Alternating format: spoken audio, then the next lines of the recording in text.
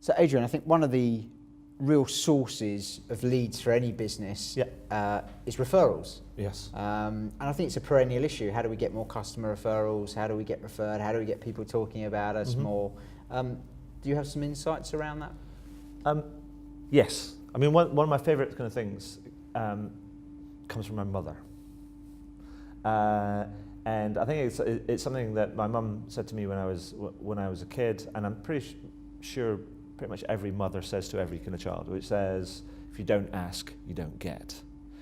And I think that applies to referrals hugely. There is a piece of research, I think it was done by a company called Hinge in the States, around professional services sort of firms. And they looked at professional services firms and they asked them about what their marketing and growth strategy was. And about 90% of them, 90+% of them said, oh, it's referral based. It's based on reputation and kind of working with our clients and so on and so forth. And they were like, oh, that's brilliant. Then the next question they asked was like, so do you have an active and proactive sort of referral strategy kind of program in place? And the majority of them, in fact, we get into a really low percentage point, said, no, we don't. And you're like, aha. And I think that's the thing, is that people assume that the service, that our product or our service or our business is in the front of mind for our customers at all times. But frankly, we're not that important. You know, we don't figure so largely in our customers' kind of lives that they're always going to be thinking about us. And therefore, sometimes we have to give customers a bit of a helping hand, or we have to nudge them and make them pay attention, go like, oh, we know you like us, is there anybody that you can refer us to? And even just doing that small thing, one, it gives you an opportunity to have an extra conversation with your customer, which may lead to other sort of things. But at the same time, you're just being a bit more proactive about it. They might turn around and also then say, well, I don't know how to do that. What do you like me to say?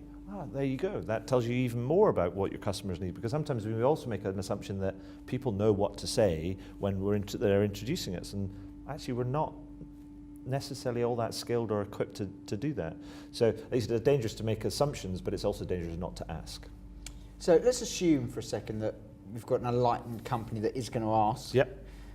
What other things can they do around that might make the referral more likely?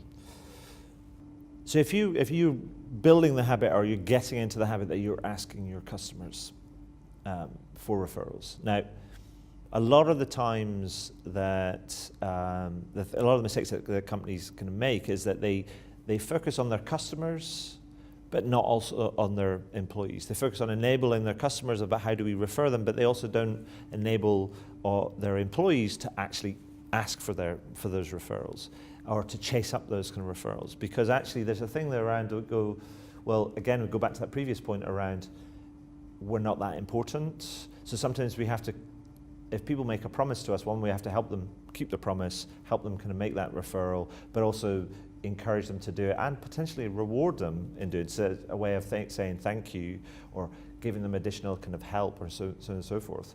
But actually, we've got to also make sure that our staff are enabled and trained and equipped to ask for those referrals, and also to follow up on them as well.